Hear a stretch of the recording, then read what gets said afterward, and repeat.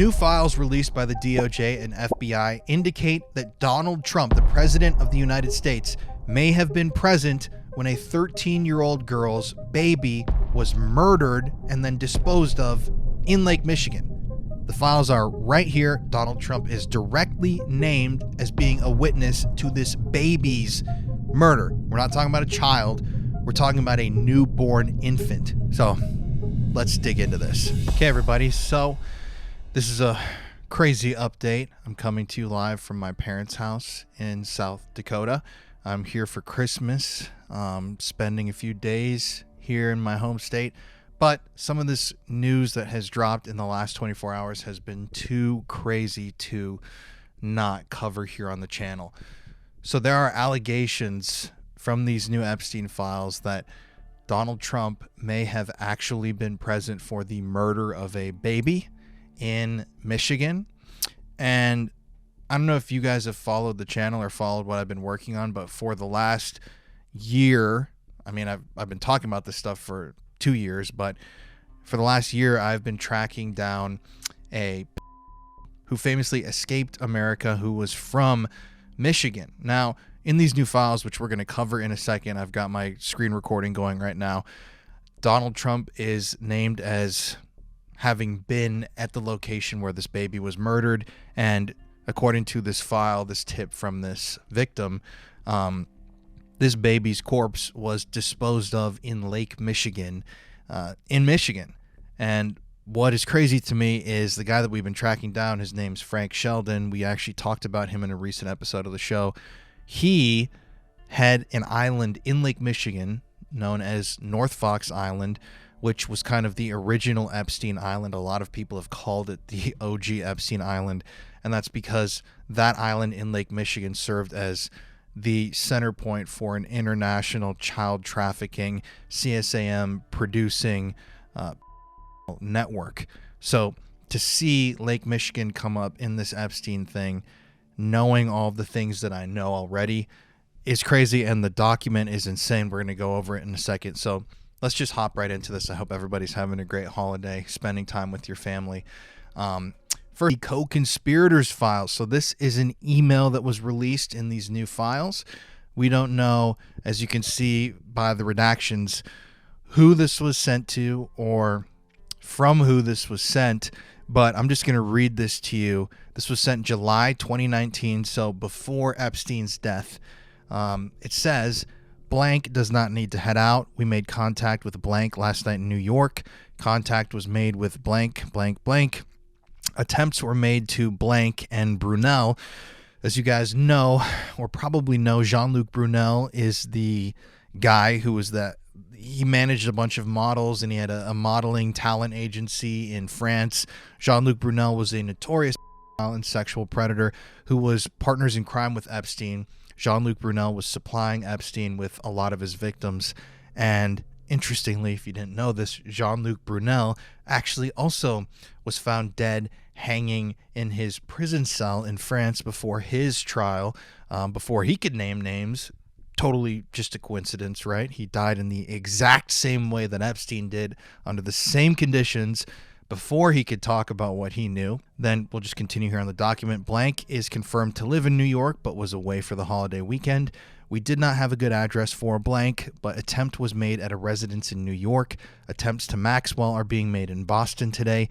Blank will be approached in Florida and blank in New York, but haven't as of yet. I do not know about Ohio contacting Wexner. So that obviously is referring to Les Wexner, who was the guy who in a way helped to make Epstein. Les Wexner, a billionaire himself, he founded, amongst other things, the company Limited 2, which was a store that marketed clothing and, kind of toys and things to teenagers, to younger children. And Les Wexner has been named by many victims as having been a part of this abuse. He's clearly, as we know, a part of the Epstein orbit, and more than likely a sadistic predator himself. So it's interesting. You've got Jean-Luc Brunel and Les Wexner named here, as you can see also Ghislaine Maxwell. But who are these other 7 people that were blanked out here? But the email gets really interesting when you take a look at what email this was written in response to, where somebody from the FBI in New York on July 7th, 2019 wrote, "When you get a chance, can you give me an update on the status of the 10 co-conspirators? Do we need blank to head out on blank blank?"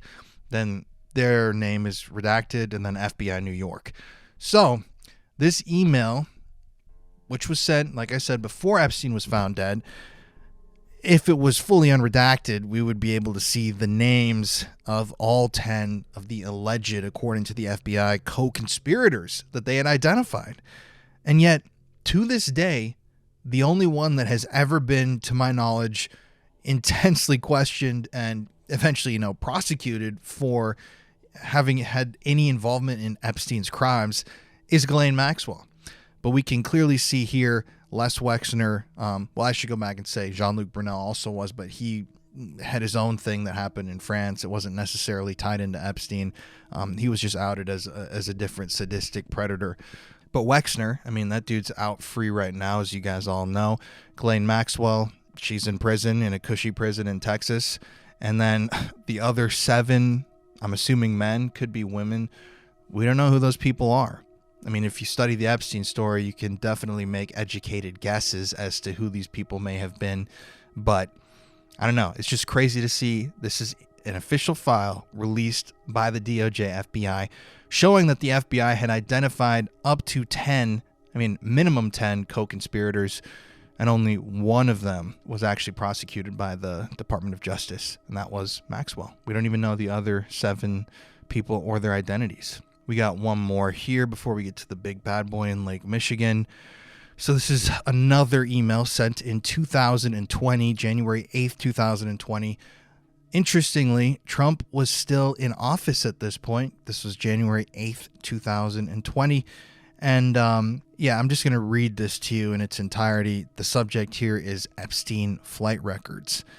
So the first email sent in this chain says, "For your situational awareness, wanted to let you know that the flight records we received yesterday reflect that Donald Trump traveled on Epstein's private jet many more times than previously has been reported or that we were aware, including during the period we would expect to charge in a Maxwell case. In particular, he is listed as a passenger on at least 8 flights between 1993 and 1996, including at least 4 flights on which Maxwell was also present. He is listed as having traveled with, among others and at various times, Marla Maples, his daughter Tiffany, and his son Eric. On one flight in 1993, he and Epstein are the only 2 listed passengers. On another, the only 3 passengers are Epstein, Trump, and then 20-year-old blank redacted. We don't know if that's a victim, if that's a young woman. It's obviously, as you can see here on the document, it's a very long redaction, so I don't know who the other passenger was there.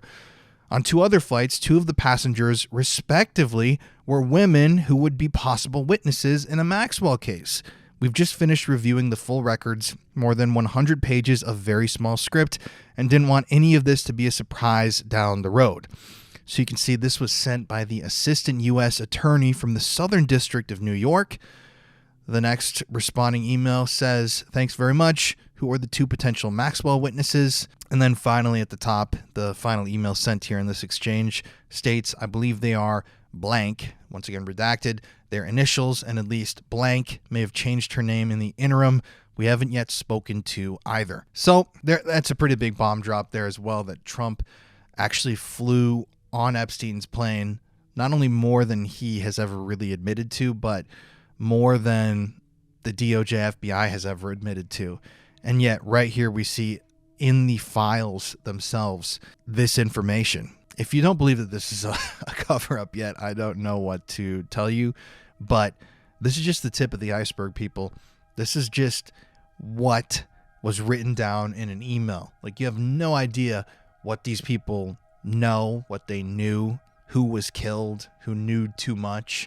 We'll never know what documents were destroyed, what emails were deleted, what evidence never made it into the files themselves in the first place, which is just a crazy thing to think about, because this is also just what they want you to see, which to me is what doesn't necessarily make sense about a lot of this, is that Trump and his DOJ, Pam Bondi, it doesn't seem like they would want you to see this information or learn this information, and yet they have now released it.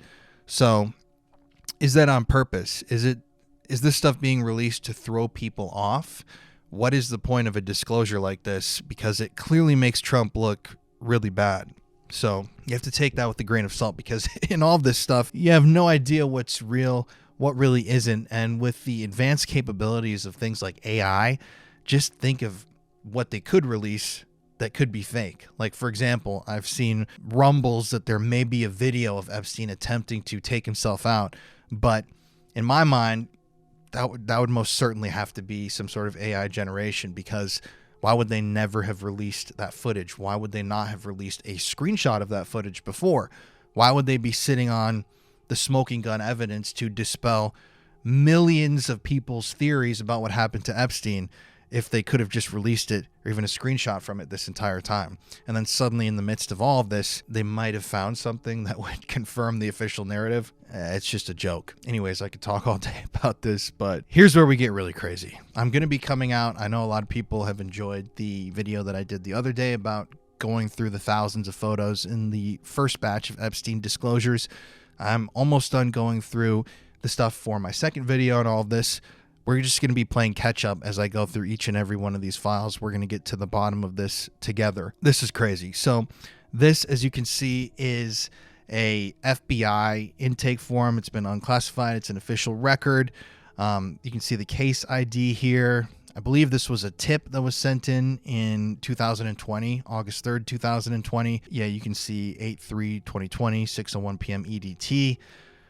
So this is from an alleged victim of Epstein's, and when I tell you that this shit is f***ing crazy, it is an understatement. So I'm going to read it to you, and then we're going to go through what this could mean at the end. On August 3rd, 2020 at 5:11 p.m., it goes through some of this person's details, like their cell phone number. They submitted an online tip to the FBI National Threat Operations Center via tips.fbi.gov to report a follow-up tip regarding being a victim of Jeffrey Epstein. You say blank is real name, and AKA, also known as name, is blank. So here's what they said. I previously provided a tip about 3 weeks ago, maybe 4 weeks ago, under an alias I have for myself, blank. All the other details of the previous tip match all the information given in today's tip, except I am giving my real name. A detective from NYPD FBI Sex Trafficking Task Force called me a couple of weeks ago from a 212 area code number. I talked to him for about 20 or 30 minutes about my being sex trafficked by my uncle and Jeffrey Epstein in 1984 while I was 13 and pregnant. I told him some other important information about other high-profile individuals involved in my sex trafficking and the murder and disposal of my newborn daughter because I gave birth to her while in the middle of this sex trafficking ordeal. I cannot remember the detective's name, nor do I have a number where I can contact him. I would like to have his name and contact information, and I would also like to know if there will be any further follow-up. So there's some questions and answers here. What was the exact crime that occurred? Sex trafficking and infanticide, the murder of a baby. When did the crime/incident occur? May, September 1984. Where did the crime/incident occur? Mostly from a yacht in Lake Michigan, originating from Mona Lake, Michigan. So it goes through some of this woman's information. The subject that she's making the tip on, you can see here, Jeffrey Epstein. Additional info. This is from the victim. I'm just wanting to reconnect with the original detective that called me, and I offered information about this. How's contact known? He was orchestrating a deal along with my uncle where different men and a few women and girls would come to a variety of boats and yachts and pay money to force me to blank with them while I was 13 and pregnant. And so this is where it gets really interesting. This victim who wrote in here states that the witness to the crime, which she's claiming this person was obviously there and participated, as you can see right here on the document, first name Donald, last name Trump, age 70, and this is the real damning part. This is what she says. Again, just trying to find out the NYPD detective on the FBI Sex Trafficking Task Force that called me a couple of weeks ago and spoke to me about some of these issues. How is contact known? So it's basically stating, how did this victim know the person she's making these allegations against, Donald Trump, providing the tip against? And she says, "Oh, we got a dog. We got a dog, Bentley, right here." He's trying to lighten up this extremely dark moment. House contact known. He, Donald Trump, participated regularly in paying money to force me to blank or redacted with him, and he was present when my uncle murdered my newborn child and disposed of the body in Lake Michigan. And as you can see, there's some listed information about Trump, and that's basically the end of the tip. So there's a lot to unpack there. We've got now a tip that was provided from an alleged victim to the FBI through the tip line dealing with Epstein, stating that Donald Trump was present when a baby was murdered, a newborn child was slaughtered, and the body was disposed of in Lake Michigan. And also allegations right here that Trump regularly forced this victim to what I'm assuming this redacted thing states was have sex with her. I don't know if I phrased that correctly. He was there and he paid money to Epstein or the other predators in this ring, and she was forced to have sex allegedly with Trump for money. So lots to go over here. Many times over the years, we have talked on this show and on my other channel about these rings and the murders of children. This is not a new concept. So many of these predator rings are connected to children that go missing and are never found. They're connected to kids that, mysteriously died. And we've seen this in so many cases, whether it's the Jordan, Minnesota predator ring, the Franklin Credit Union ring, the Frank Sheldon North Fox Island ring. There are allegations every time from victims that these perpetrators murdered children, sometimes babies, sometimes toddlers, sometimes teenagers. And you see the FBI and authorities time and time again in these cases never take these allegations seriously. And why is that? You would imagine if someone said, "I witnessed a murder and a child was slaughtered," that would be high priority to go check into that and make sure that it's false. And yet here we have another, this is just a random tip in a thousands and thousands and thousands of pages dump of information talking about a child being murdered. And we've seen this so many times before. Back in the 80s, you had the Satanic Panic, and tons of children were testifying about witnessing kids being killed, kids being tortured, being forced to participate in these disturbing rituals and acts. And it sounds crazy on the surface, but there's a reason why these groups, in my mind, and according to many, there's a reason why they do those things. And that's, in a way, mind control and breaking down people's minds to create these alters like DID, dissociative identity disorder, an extension of MK Ultra, psychic driving, all of that, which is a whole different rabbit hole. But it's just crazy that this tip comes from that same time period, the mid 80s. And I've interviewed people personally who claimed that this happened to them. I interviewed a woman in Germany just this last summer who stated that this happened to her. She her newborn baby was taken from her and then murdered right in front of her by members of this ring that were trafficking her. In the case of the woman who I interviewed for my upcoming project, it was actually her parents. As dark as that is, it was her own mother and father that took that child and then killed it right in front of her and disposed of the body. But this is nothing new. This is not outlandish. This is not insane. This is a very common story in these rings. And I do have to loop it back to kind of very beginning where we started. Lake Michigan is one of the most important predator hotspots in all of America, in American history, because of Frank Sheldon. It was in Lake Michigan where Frank Sheldon, one of the most notorious predators in U.S. history, a lot of people have called him the original Jeffrey Epstein. That is where he had his island, and that's where his entire child sex trafficking CSAM production ring was centered, on that island in Lake Michigan. So to see that Frank Sheldon was busted, well, it was a weird thing. Like, he was kind of busted and then someone tipped him off. He fled the country, but they shut it down in 1976. And so we're seeing here allegations from about 8 years later of similar activities on the same body of water And it's really interesting. Epstein, I was just reading some of these other disclosures. Epstein actually was at Interlochen in the 1960s. And I believe that Frank Sheldon was on the board of directors or supervisors, whatever it was, at Interlochen at that time. So there are a lot of connections between Epstein and Sheldon.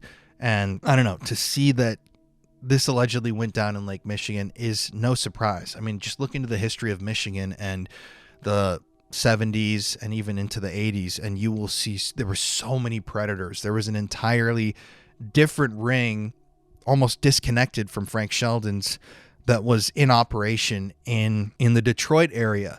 And that all ties into the Oakland County child killings, 4 children who were murdered during that kind of time period, whose murders to this day remain unsolved. And that's because they were looking at that time back in the 70s for a single perpetrator, like a serial killer, but they really should have been looking for an organized ring of individuals who had come together to victimize, traffic, and murder these kids. And, you know, a lot of people, I've even talked to family members of the victims of the Oakland County child killer, and they believe that they could have been producing snuff films through all of that, which sounds crazy, but that's a commonly held sentiment even amongst family members of victims, as dark and disturbing as that is.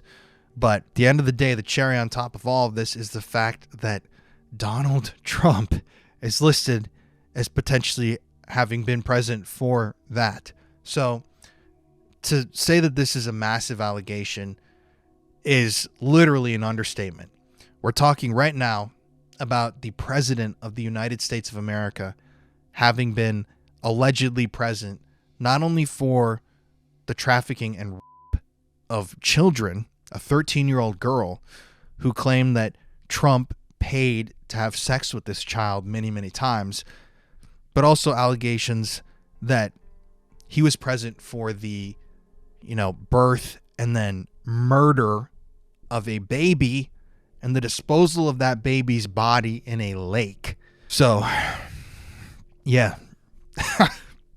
Merry Christmas, I guess, as dark as this shit is. I just saw about an hour ago that the FBI is now claiming that they have unearthed, all of a sudden, they just suddenly found over 1 million new Epstein files from New York, from the authorities in New York. So this is just the very, very beginning. Now, I'm hoping that eventually the dominoes will start to fall and they'll lead all the way to Washington, but I don't know where this is all going, because at a certain point, people, we have to be angry about this. We can't just let this happen. I feel powerless almost, because I can make these videos and I can talk to you guys and I can raise awareness, but something has to happen here. This has never been, we've never dealt with something like this in America. We have in some ways, but never in such a grand way where people are actually waking up. And they need to investigate this shit. That's what needs to really happen, is they need to take all these tips seriously and look into them. But I just don't think that's going to happen. Trump is the president of the United States of America. And to people that are still defending this guy, I'm sorry, but how? With all of this information and you're seeing the cover up live, it doesn't matter your politics. You can still be a Republican, you can be a conservative, you could be a Democrat, you can be a left wing. I don't care. We're talking about the person here, the person who is now alleged to have been there during the murder of a baby, who's alleged by multiple victims to have participated in the children with Epstein. The support needs to drop off and an independent investigation needs to happen. But yeah, I just had to hop on here and cover this real quick to get this out to you guys, because when I first heard that information and saw that it was connected to Lake Michigan, I was actually at North Fox Island earlier this year, and I've been working with victims all year. So to see that lake brought up in connection to the murder of a child and this other ring, my jaw dropped. And yeah, I'm just interested to see what comes next. But I'll have another video on Epstein and these documents and these new disclosures in the next few days. But thank you all for joining me, and it is Christmas Eve. Thank you guys, and I hope everybody has an incredible rest of your holiday with your friends, family, whoever you're celebrating with. Thank you from the bottom of my heart for tuning in and watching these videos and joining me on this journey. And yeah, I will catch you guys on the next video.